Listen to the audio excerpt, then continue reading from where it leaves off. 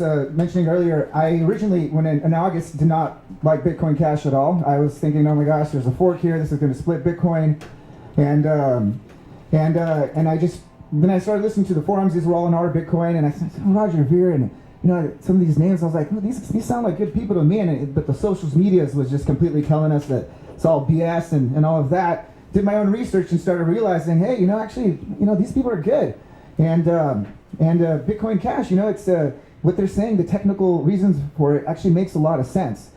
So after that, I started doing my own research, and actually, when the fork happened at that time, I didn't really have any. I had, I'm guilty. I turned all my Bitcoin into all these other altcoins at that time, so I actually didn't have any Bitcoin. So after the fork, the only cryptocurrency I was purchasing was Bitcoin Cash. So it's not like I was somebody that had a bunch of Bitcoin and then got a bunch of Bitcoin Cash. All my Bitcoin Cash was purchased after the fork, and it's the best decision that I've ever made. There's no doubt about it. So I know the main topic right now is all about the fork. It's kind of difficult for me to have like a solid opinion about it. To be quite honest, I had really I really do kind of believe in the idea of SV. I know it's a very controversial thing over there. It's not, I don't like the way that, Craig is doing his thing, but I do like the concept of having, Bitcoin Cash as a simple base protocol. So keeping it as simple as TCP/IP, building on top of Bitcoin. HTTP was built on top of, TCP/IP, and the security of HTTP was HTTPS built on top of HTTP, right? And so you have this simple base protocol, and then building the technologies on there. Because as we start modifying the code, TCP/IP, everybody wanted to make changes to it. They wanted to keep making changes to it, and if we kept making changes to it, then we weren't able to build something solid on top of it. So this is kind of the idea that I really do believe in. I'm sure a lot of these other additions that are being made to it, they're going to be great. I think we need a little bit more time to kind of test them out and making sure that there's no bugs as we add more code to something. We also open doors to more possible attacks. And there might be certain people now that are testing it for us, but when this gets mainstream out to just to throw a joke out there, all the Russian developers, they might go over there and actually hack it all out, and steal all the Bitcoin, right? And it's not going to happen. So, but that is kind of the concept there. So, but in the end, it doesn't really matter. I mean, I really truly believe that whoever has the most hash power is going to be the chain, and so if that happens with ABC, I'm for it, because really what matters at the end is that Bitcoin Cash is what makes it, because we need that to be money for the world. Right now we can't trust, there's governments that can be trusted to issue our money, but I don't believe in the whole fiat system, and printing money and all of that is just completely BS. And so having this true decentralized money, and Bitcoin lost its way. I mean, it's capped at a megabyte. It's not able to do the same things that it used to be able to do, and it's very centralized in terms of developers. A lot of controversy there is about having. I think their side talks about having. We need to keep an open mind to having all these other developers, right? Having ABC, having XT, having BU, having ABC. I probably mentioned that, and then SV and all of these other developers out there, and letting them hash it out, right? And then obviously letting the miners choose. They're the people that are going to finally decide who is going to be the final blockchain to make it happen. So I think don't worry about this concept of having all these developers and it being in such a decentralized way. In the end, let it all hash out. It doesn't have to be chosen right away. That's the whole point. Otherwise, we would have a centralized system. So I think that's probably the main points there. I think for now, we just kind of wait it out. I don't think we get too excited yet. But let's have good civil discussions about it and kind of try to help, Bitcoin Cash, which is the real Bitcoin, make it out to where it's supposed to be. So that's all I got to say.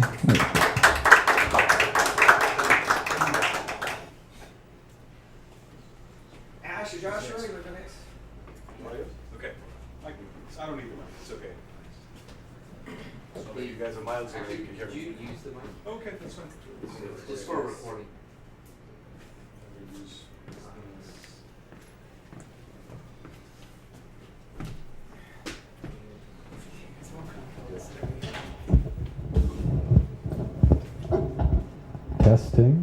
Testing 1 2 3. Guy in the back, can you hear me? Yeah, okay, that's cool. just a way to get your attention. Hey everyone, my name's Ash. I have been working on internet products for, let's say, the last 15 years, mostly in a product management capacity.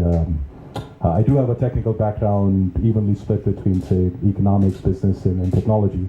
I've been working in the Bitcoin space fairly recently, full-time, but I've been involved in the general sector for the last couple of years. So I heard the term centralization, decentralization a few times, so that's a good segue. And I just want to talk about that for a few minutes because, especially if you're new to the space, you'll hear the term decentralization thrown out a lot. And I frankly feel there's a lot of narrative out there that's a little bit misguided and misses the point. So what I would say is, what I want to present today is a framework around how you should evaluate decentralization. And it's a hard problem to solve, but hopefully I can give you some thoughts that can get you to understand a little bit more, right? So I think the first thing we do is we should define what decentralization actually is, right? You hear a lot of narratives around, hey, you can't do X, you can't do Y, because wait, that's centralized, right? So what does it actually mean? So I would propose that we define centralization as the degree to which the live network, and I understand there's some new people here, so just the way the blockchain is working, it's a chain of blocks. The live network, how is it actually performing relative to the defined protocol, right? So there's some ideas and some, let's say, rules defined in the protocol. Is the live network actually conforming to those defined rules, right? And I like to use a lot of real-world analogies, and for people who work in the space, there's a lot of tiebacks into, say, how real-world governments work or how economics work. So I would liken decentralization to, let's say, rule of law, right? So you guys know that, let's say, in the United States, generally speaking, with the exception of one person, we do have rule of law. But that can't be said about, say, other countries in the world. So you can measure how strong the rule of law is in different countries. So decentralization works in a similar way. So you can say, hey, a chain that's not really conforming to the rules in the protocol, that's more decentralized, right? So I just want to have that framework in mind so that you can actually evaluate proposals against what's centralized versus not. So that's the first point. Secondly, we can't really talk about decentralization as a binary thing, right? So whenever you hear things like, hey, that's centralized, that's decentralized, I think that misses the point. It's not binary, it's a spectrum. Because we live in a world of trade-offs. It may be acceptable to increase the level of centralization if you gain, say, a lot of security or some other valuable thing, right? Of course, none of us wants to run everything on blockchain, and hey, imagine if the mobile apps that you're using, let's say it took 10 minutes to load up because there's consensus algorithms running and such. So it's okay to have a centralized front end, right? So that's the other thing. It's a spectrum. So we have to decide where it actually makes sense to have more centralization versus not, right? So never think of it in terms of binary things, right? So and the other thing is, lastly, I think we should also have an objective measure as to how the level of decentralization is working in a network, right? And I think there's a lot of misconception around, hey, we need a lot of nodes to be on the network for it to be decentralized. I think that's also a misconception because let's look at it this way. I mentioned some countries earlier, and I have nothing against any particular country, but I think largely you'd agree that, say, Afghanistan has less rule of law than the US, right? But let's say adding more warlords to Afghanistan isn't going to change the situation, right? So that's equivalent to saying, hey, let's have laptops, Raspberry Pis, by toaster and everything. And let's have 1 million more these kind of nodes to the network. That's going to be more decentralized. I think that misses the point. Ultimately, it's about competitive dynamics. Again, going back to the rule of law, how easy it is for certain actors to game the system. That's the key point. You can have great decentralization with 3 nodes, just 3 nodes. Right? As long as they're fiercely competitive, they hate each other's guts, which is, I think we've seen in the last couple of days, right? That's a lot of, so as long as, but competition is good. That's what Bitcoin is based on. It's not a socialist system, it's a capitalist system based on competition, right? So I think what we should measure is the degree of competition that exists, right? I'll give you one example to close. There's a lot of industries that actually have very few players, right? So My favorite example, for some reason, is zippers, right? If you please do this privately. If you check the zippers in your pants, it probably says the initials YKK, right? That's a Japanese company that makes most of the zippers in the world. If we apply that analogy to, let's say, hey, that's centralized, right? How 60% of the market share goes to YKK, you know, heaven forfend, what's going on, right? But we don't see abuses in that system because it's a commodity industry, and there's, you know, if YKK abuses its power on your zippers, and suddenly, you know, you have to pay $50 for your zippers, and you know, on top of the $600 designer jeans that some of you guys wear. So that's going to be a sign of abuse, but we don't see it happen because there's actual threat of new entrants into the system, right? So again, going back to how just because one player has majority market share or majority hash rate in our case, doesn't automatically mean that the system's going to be abused, right? So those are some of the thoughts I want to leave you with, and I'm happy to take more questions offline. Thank you.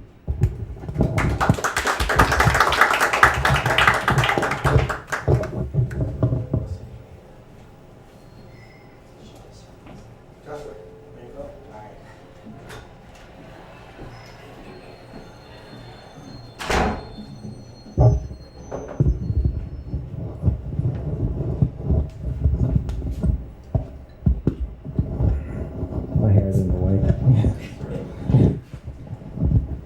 You guys hear me?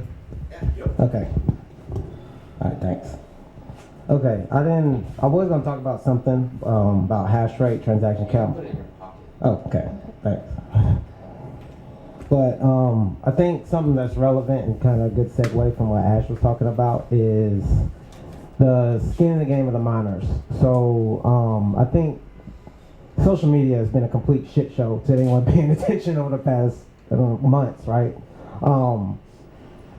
What I think is going on is, especially the way we're taught in public schools in America about economics, Keynesian, right? They don't teach us the true definition of the money supply, right? When the Federal Reserve just inflates the currency with impunity, right? So for example, U.S. can just go to war, print some money off, and they got it. But they don't have to deal with the consequences of that down the line. We do. We get stuck with that, right? If we got 10K in the bank, that goes down, the purchasing power is lost. But the people who get the freshly printed money, they get all the benefits, right? The government. So miners in Bitcoin, they have to invest their capital and they have to fight. If they lose a lot of money. So these guys that are securing the network, they put in the money, they secure the network, they get the benefit, they get the block reward, right? To me, that's why they control the protocol. And no one else, to me, in my opinion, should decide, right? Users don't decide. These computers that run nodes don't decide. Exchanges don't decide. Where's their investment, right? We can invest, sure, we can buy coins, but in a world of Bitcoin, we dump. Okay, who cares, right? You see this going on right now. People are mining with their conviction that, okay, I invested. I'm going to do whatever I want because I believe in this. I'm willing to mine at a loss to preserve my beliefs, right? And they suffer the consequences if they lose.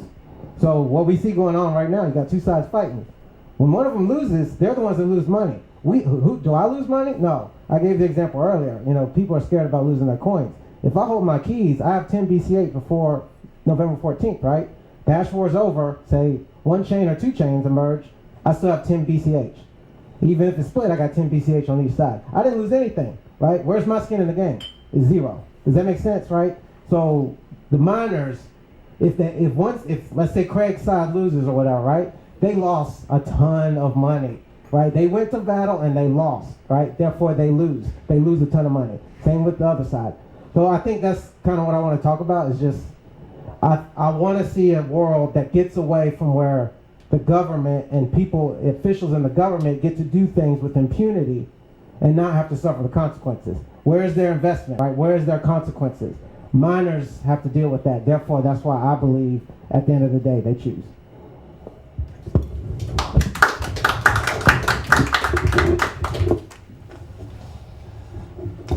I think that's. Does anybody else want to do a presentation? Lightning talk? Anyone want to say anything about it?